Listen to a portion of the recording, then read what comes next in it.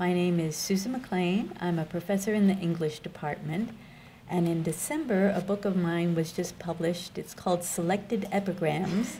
It's by Marshall, and it is a collection of my translations of 503 Latin epigrams, which are short satirical poems by the Latin poet, whose name in Latin was Marcus Valerius Martialis, but he's normally known as Marshall in English. He lived around 40 to 104 AD. He came to Rome probably during the reign of the Emperor Nero, and he stayed there for most of his life, just retiring at the very end of his life. He came from Spain, which was a province of the Roman Empire at the time. And he didn't have a lot of money, but he wanted to become a poet. And in order to do that, he needed to find wealthy patrons who could give him enough money to support himself while he was trying to write his poetry. It was more difficult than he expected. Some of the wealthy patrons that he had at the beginning, such as Seneca, were forced to commit suicide by Nero.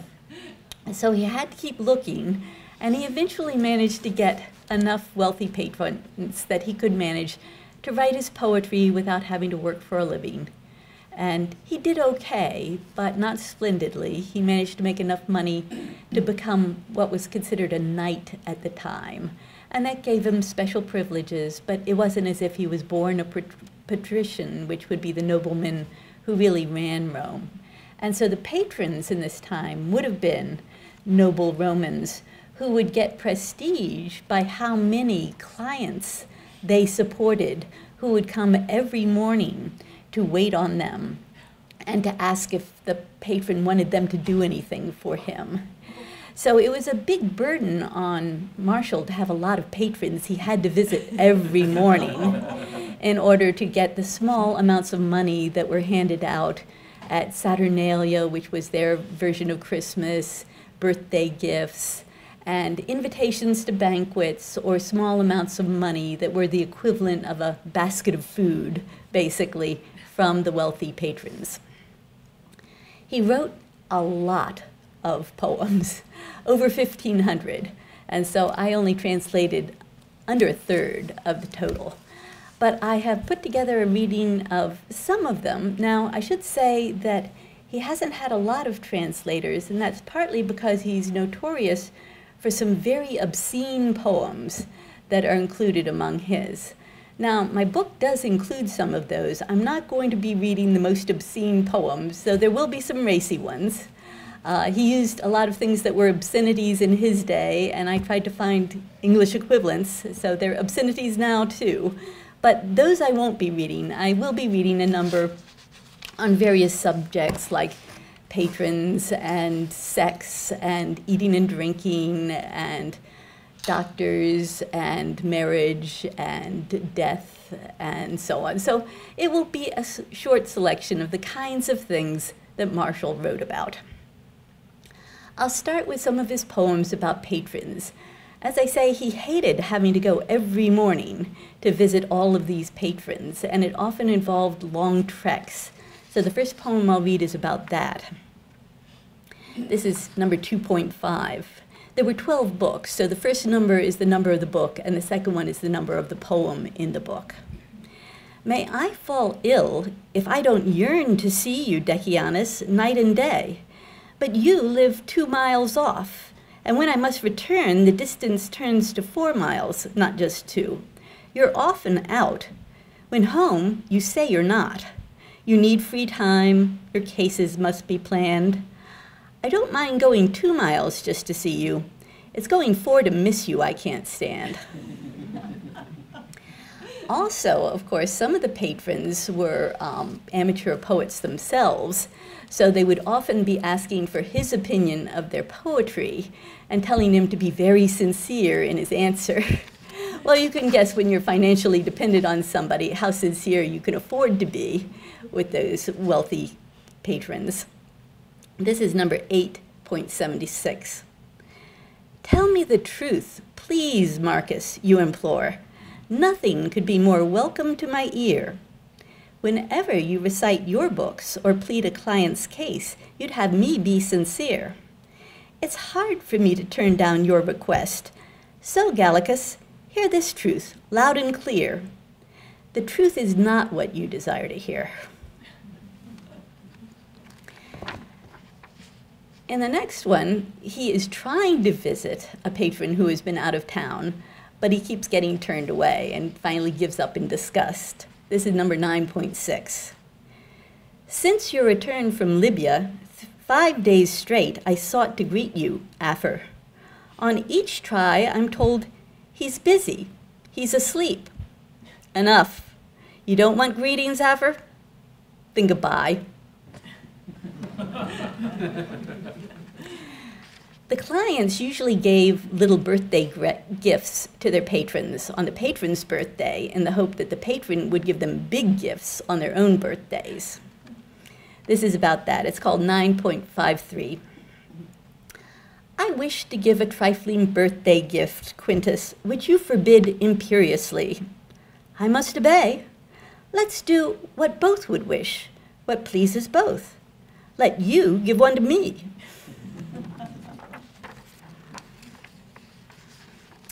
And then he complains about the poor remuneration he was getting from some patrons for all these morning visits.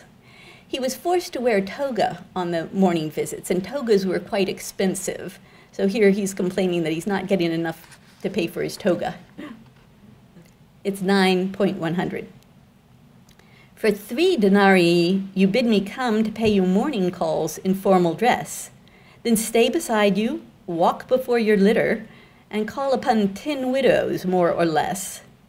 My toga may be threadbare, cheap, and graying, but bosses, it costs more than you are paying. Banqueting was almost an art form in ancient Rome, and the patrons managed to make it worth the client's time by often inviting their clients to fancy banquets. But there are all sorts of things that can go wrong in a banquet, and so Marshall has written a number of poems about those things. In the next poem I'm going to be reading, he alludes to the kind of mushrooms that Claudius ate. The Emperor Claudius was poisoned by his wife Agrippina in a dish of mushrooms. This is 1.20. What folly is this? In front of crowds of guests, you gobble every mushroom on the plate. What curse, Caecilianus, suits such greed? May you eat mushrooms such as Claudius ate.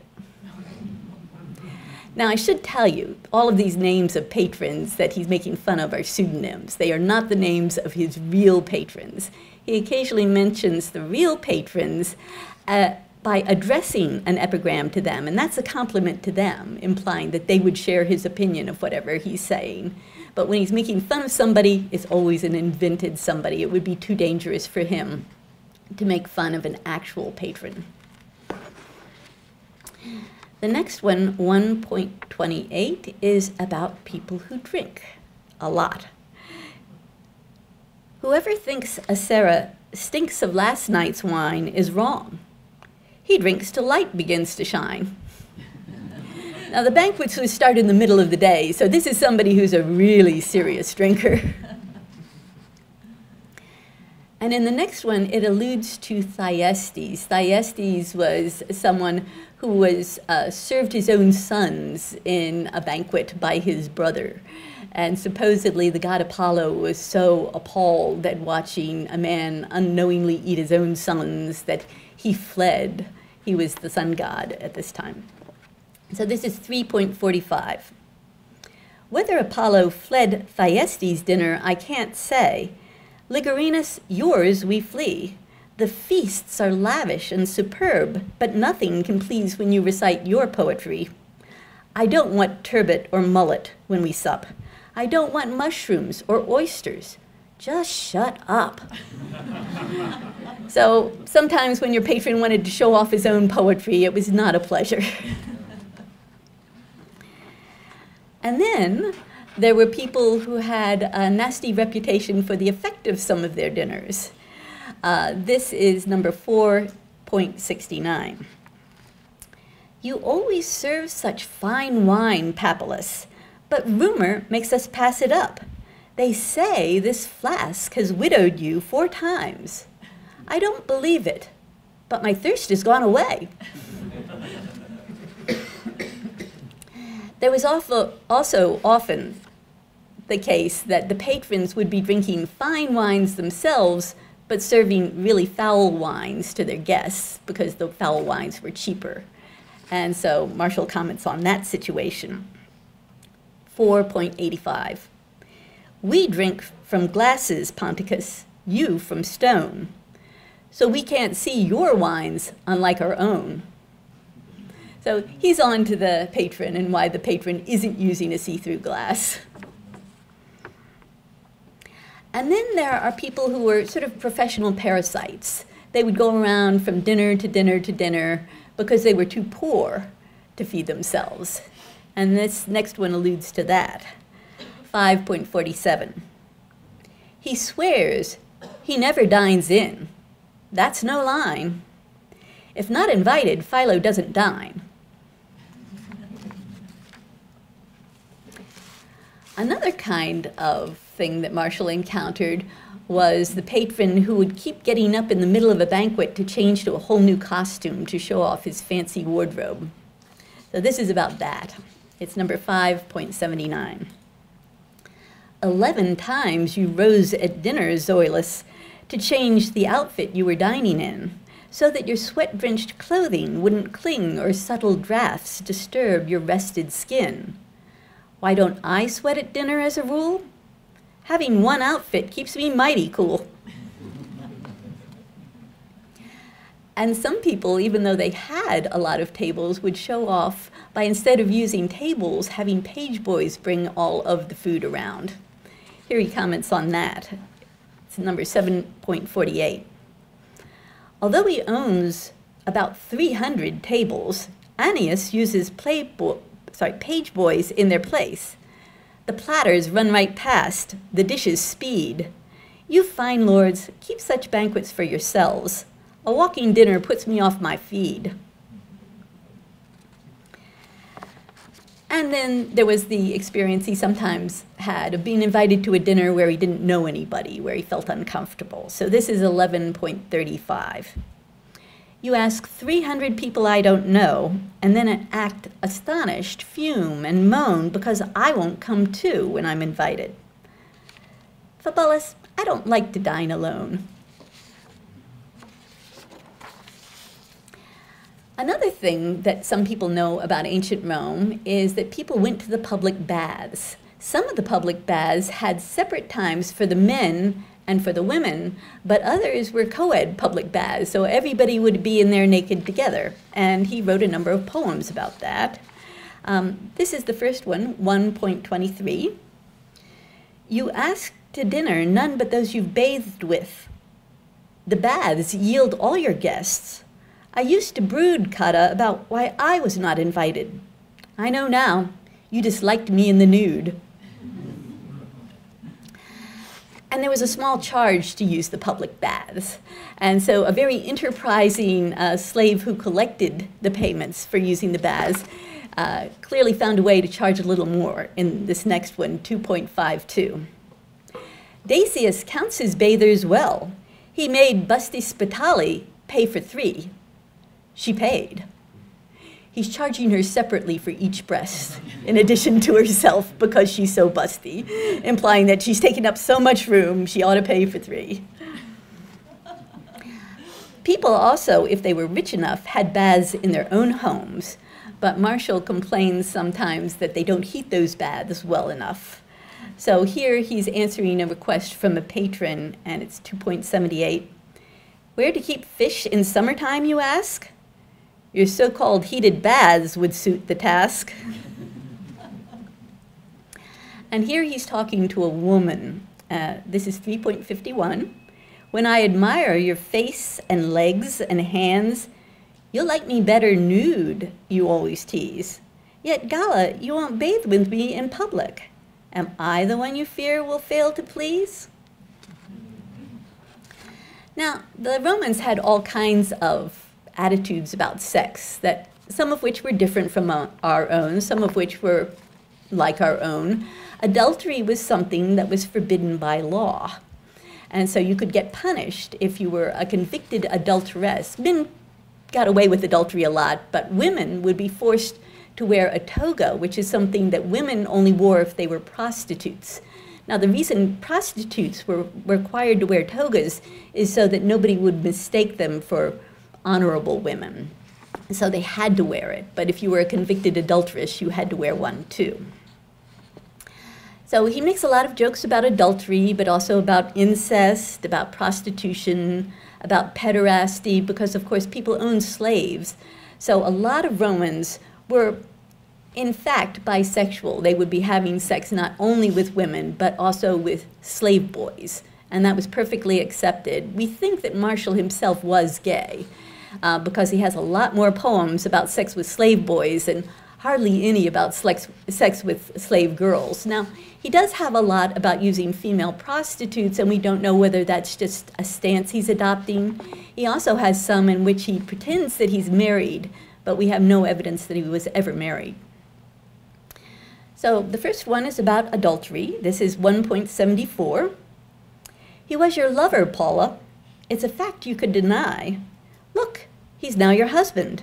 Can you still call it a lie? So he's implying she's confirmed the fact that it was an adulterous affair by marrying her former lover. And then there's one about incest. This is 2.4. How doting is your conduct toward your mother, and Ammianus, how she dotes on you. You call her sister, and she calls you brother. But why do naughty names attract you too? Why aren't you happy being what you are? Do you suppose that this is harmless fun? It's not. A mother who would be a sister is not content with being either one.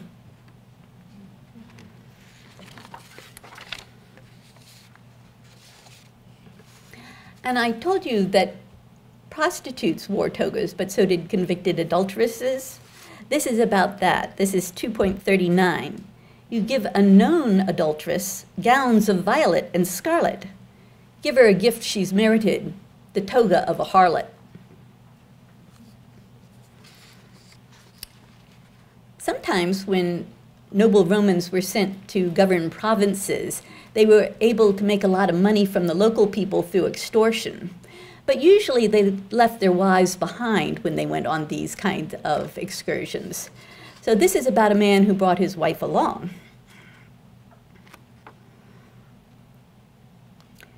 2.56. The Libyans, Gallus, call your wife bad names. She's charged with boundless greed. Without a doubt a foul reproach. Those tales, though, are sheer lies. She isn't on the take. She just puts out. So, yes, instead of extorting money from the locals, she's sleeping around with them. Or here's another one about a man and his wife. It's 3.26. None Candidus but you has land and cash. No other owns gold plate and murrine stone, or vintage Caecuban and Massic wine. Talent and judgment, too, are yours alone. You alone have it all. I don't demur. Except your wife, for everyone has her. Or here's a man who divorced his own wife, and then after he divorced her, he started having an affair with her. This is 3.70. Aufidia's spouse before, you're now her lover. Your former rival is the one she wed. Why want her not as your wife, but another's? Does it take fear to make you rise in bed? I said that Martial himself writes a lot about having sex with his own slave boys. Typically, it was considered perfectly acceptable for an adult male Roman to have sex with boys, but not with adult men. So, interestingly, once a slave boy started to get a beard on his face, he was no longer considered eligible for this kind of relationship. And so a lot of boys would start claiming they were getting their beard in before they actually were, as a way of getting out of having sex with their master. This is 4.7. Why, Hyllus, withhold today what yesterday you gave? so lately kind, and now so cold. Yet now you plead your beard, and years, and hair. What a long night, if one night makes you old. Why mock me? Hillis, tell me in what way did yesterday's boy become a man today? And I said there was a law against adultery. So some people, if they were going to get prosecuted, would get married fast. This is 5.75. A law forced Lilia into wedded life. So Quintus, she's rightly called your lawful wife. Or this is 12.20. Themison has no wife, and never missed her. Fabullus, you ask why? He has his sister. And they even had gay marriage back in those days. Not that it was legal, but that people did it anyway. So this is about a gay marriage. 12.42. Bearded Callistus wed rugged Aphor, the way a virgin usually is mated. The torches shone, his face was veiled in orange, the ritual words were said, the dowry stated. Rome, is this still unsatisfactory? Maybe you're waiting for the bride to have a baby? Usually when Marshall is talking about marriage, he has very negative things to say about it. And as I say, he was probably gay himself and never married, but also it is a typical source of humor for men to joke about how bad marriage is. So he makes a lot of jokes about that. One of the reasons a lot of Romans would get married is if the potential wife was rich, they had a strong incentive to marry her to get her money. And if she was rich and sickly, they might get the money and get rid of her pretty fast. So in this one, when a cough is referred to, tuberculosis is implied. 1.10. Gemellus wants to marry Marinella. He burns, implores, brings gifts, won't be put off. Is she so pretty? No, there's none more homely. What makes her so appealing then? Her cough. Or some women caught on to this, and they would pretend to be sick. So in this one, 2.26, a woman's pretending to be sick. Bithynicus, since Nivea breathes in gasps and coughs hard, often sending spittle flying into your lap, you think you've got it made? You're wrong. She's playing up to you, not dying. 4.24. She's buried every friend she's had in life. I wish Lycoris would befriend my wife.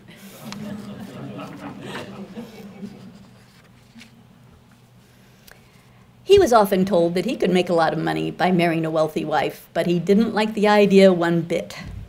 This is 8.12. You ask why I don't want a wealthy wife? To be her wife is more than I could bear. A wife should be below her husband, Priscus, for man and wife to be a proper pair.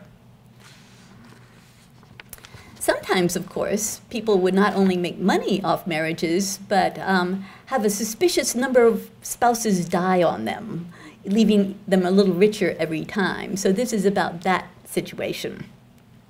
8.43. Crestilla buries husbands, Fabius wives. Each waves the funeral torch at the marriage bed. Pair up the winners, Venus. The result will be that both will share a bier instead. A bier in this case is a platform for carrying the corpse out for burial. So he's implying they'll bump each other off simultaneously. Or 10.8. Paula would marry me. I'm disinclined. She's old. If she were older, I'd change my mind. Or 10.16. Aper shot his wealthy wife, an arrow through her heart during a game of archery. At gamesmanship, he's smart. Or 10.43. You've buried 7 wives now in your field. Phalaris, no one's land can top that yield.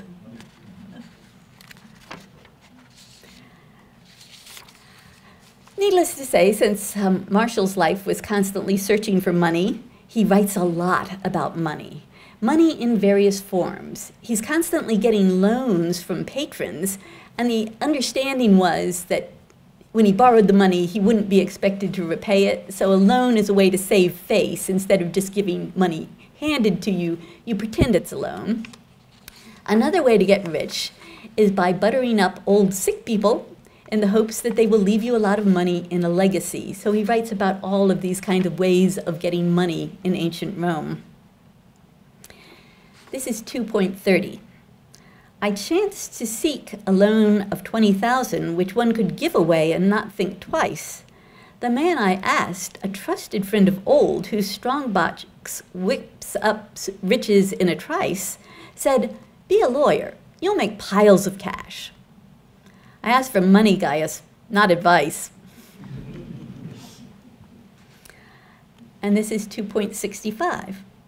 Why is Salianus looking sadder? For no small cause, you say. I've lost my wife. Oh, monstrous crime of fate, what rotten luck. Has she, rich Secundilla, lost her life, who brought a dowry of 1,000,000 too? I'm sorry things turned out like that for you. Clearly he wishes that I hadn't been so lucky, not that he's feeling sad for him.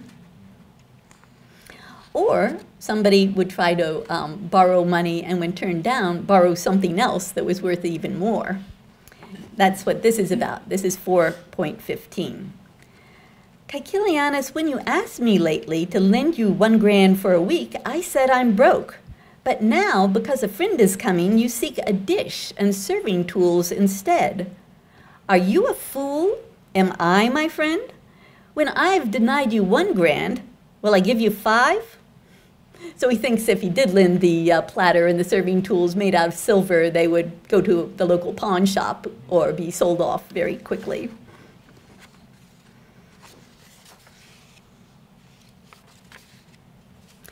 He also had some trouble getting people to want to buy his book. Now, people didn't have a copyright in this day. The only way he would make any money from selling his books is by getting a small kickback from the seller if he managed to sell a few copies. But he'd be expected to give free copies, which were very expensive to produce, to patrons. This is 4.72. Quintus, you'd have me give my books to you. I've none, but Triffin's shop has a supply. Should I pay cash for trash and buy your verse? I'm no such fool, you tell me. Nor am I. Auctioneers were very looked down on in ancient Rome because often, of course, they were selling slaves. And so in this one, an auctioneer is trying to sell a prostitute, and he thinks that people assume that she's got a venereal disease, so to show that she doesn't have one, he kisses her in public. But you'll see how that turns out. 6.66. When Gellianus, the auctioneer, was selling a girl just now of none too good report, the kind who sits in the middle of Subura, for quite a while the bids had fallen short. Wanting to prove that she was clean, he pulled her near against her will and kissed her 2, 3, 4 times. What resulted from that kissing? One who'd bid 600, then withdrew. And of course, when some old rich man was dying, people would constantly be stopping by with presents. So here's his comment on that, 8.27. Gowers, you're old and rich. Those who stop by with gifts, could you but know, are saying, die.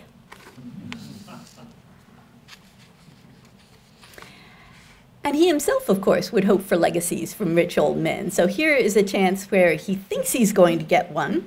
It's 10.97.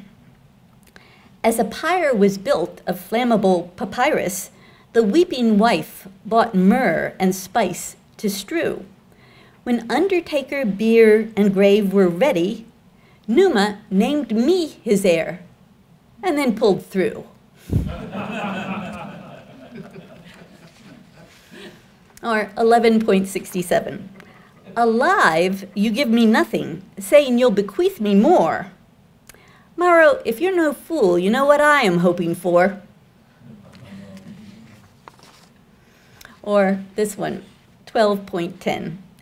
Although worth millions, Africanus hunts a legacy. To many, fortune gives too much, enough to nobody.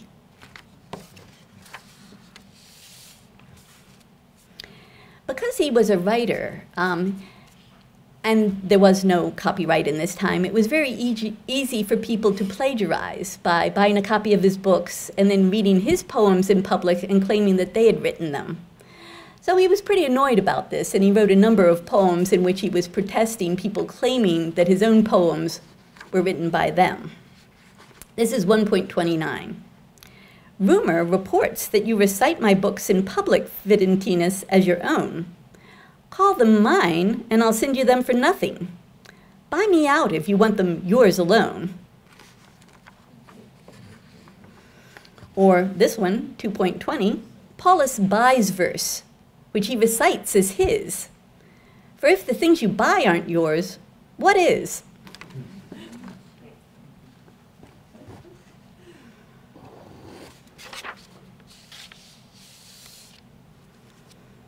Here's somebody who is an amateur poet.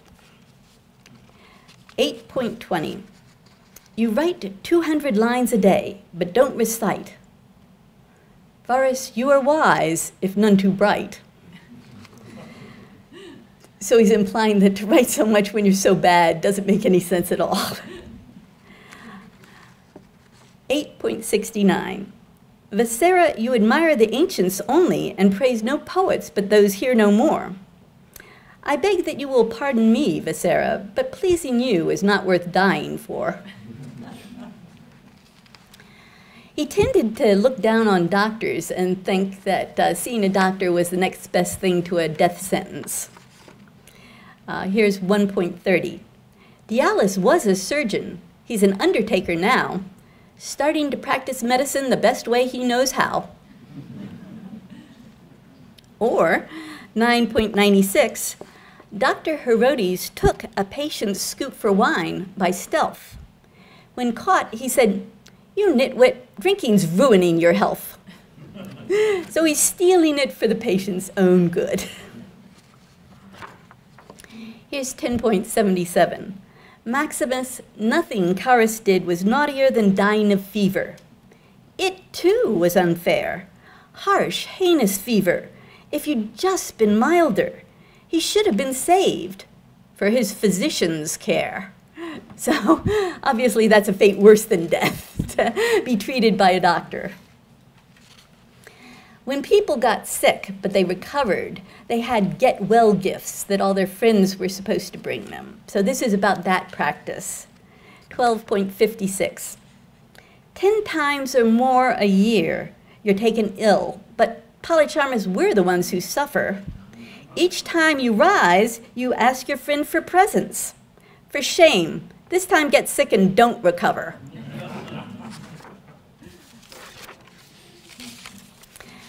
Marshall was very good at insults, and so a lot of his funniest poems are actually inventive ways to insult somebody. This is 1.83. Manea, your lapdog licks your lips with his tongue. It's no surprise that a dog likes eating dung. That's implying that Manea is performing oral sex on somebody. Usually when he's making a joke about somebody having a really disgusting mouth, that's the implication that he's driving out. Or 2.38. What yield does my nomentum farmstead bear? Linus, I don't see you when I am there. Or 3.80. Apicius, you don't badmouth anyone. Yet rumor says you have a wicked tongue. So again, the implication of oral sex is there. And of course, one can always make jokes about death. So here's one, 2.80. Fannius, fleeing his foes, chose suicide. That's crazy. So as not to die, he died. Or 4.58. You mourn your mate in private, it appears, Gala, that you're ashamed, you have no tears. Or, this one actually isn't funny. He had a little slave girl that he owned who died just before she turned 6. And he was devastated. He wrote several poems about the death of this little slave girl.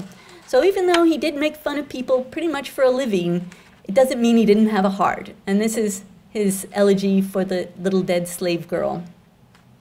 5.34. To you, my parents, Fronto and Flacilla, I commend this girl, my darling and delight. Don't let the dark shades and the huge-mouthed hellhound fill my small Erotian with fright. She would have known the chill of 6 midwinters had she survived by just as many days. Now let her lisping mouth chatter my name to her old guardians as she romps and plays. Let no hard turf hide her soft bones. Earth, do not press her harshly. She was light on you. Well, that's it. Thanks.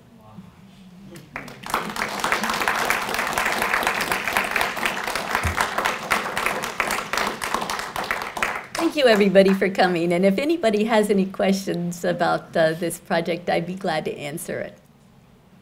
Yes, Liz? Yeah, I'm curious as to whether we have any way of knowing that the patrons knew who he was writing about.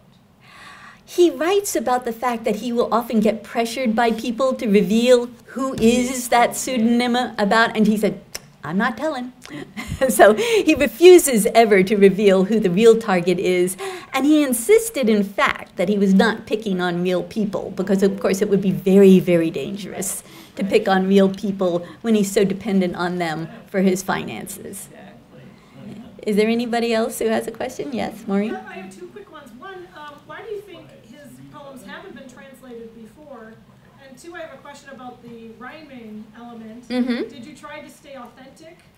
Okay, the first question, they have been translated before. But a lot of people have not translated a lot of them or put out a book of translations, because if you're going to do Marshall, you can't just ignore all those obscene poems. And even if people wanted to translate them, and some people did, it was hard to get a publisher who would publish them if they did translate them. And so there was a tendency to translate them, but to euphemize them, to tone them down so that they weren't so dirty. And so people have written translations, but not many people have written accurate ones before this time. And in terms of rhyme, I have to confess, Latin poems did not rhyme at this time. I added the rhyme. But the reason I added it is that they were metrical poems. And in English, if you're going to do a funny poem, the punchline works a lot better if it rhymes. And so for effectiveness, for getting a laugh, the rhyme is very useful. And he didn't have rhyme as one of the options he could use. He had to just use the meter to make it funny and save the punchline for last. But I find that rhyme really makes it work a whole lot better than it does. It's really hard to do this just in free verse. It just comes across as a joke and not a poem. And so if you're going to make it clear that they were poems, and very well-written poems, you have to do something that shows that. Any other questions? Jim? You said there's, what, 1,500 of them? Over 1,500, yeah. And it was 2,000 years ago, or what, close to that. Is it possible that this is a collection of several poets? I mean, is there anything in the... No, he was very well known, and he was famous. He really did get spread throughout the Roman Empire in his own lifetime. He was that famous. So nobody would dare to claim that something was by Marshall if it wasn't by Marshall. So did they have the scrolls, or did you say scrolls? Oh no, they haven't survived as scrolls, but they got written down so many times that they got passed down through the years. When you make a lot of copies of something, the chances that one of those copies will survive long enough to get written down by somebody later on goes way up. And he was so popular in his lifetime that there were a lot of copies. Yes? But one of the disadvantages would be then that a lot of the scrolls or copies were saved in monasteries. And it's probably obvious that no monastery would want to save his work. So it's particularly interesting, I think, that it survived. It's amazing. So many other manuscripts Oh, did yeah. not. It's amazing that so many of them did survive. Yeah, we've actually got 15 books of his poems. I only translated from 12 of the books. I skipped the first 3 books because they were very technical kind of things. He was sort of like a Hallmark card writer at the beginning. He was writing little poems to be attached to gifts at Saturnalia. And so his first couple of, well, 2 of his first 3 collections were little poems to attach to gifts. And then his very first collection was about the kind of shows they had at the opening of the Colosseum, which wasn't called the Colosseum back then, but it's just all about, well, first we saw this, and then we saw that, and then we saw this, and it's not necessarily terribly funny. So I stuck with the funny ones when I was trying to translate. Jerry? Was he his own publisher? You said the patrons would ask for, like, a book. Did he have to sit down and produce it? Oh, no. He would pay somebody to copy it out. So he'd have to have a slave or an employee copy the book if he was going to give one to his patron. That way is why they were so expensive to produce. So he'd expect some big gift from the patron to compensate him for the cost of copying out the manuscript. Any other questions? Well, thank you all for coming. And help yourself to refreshments at the back.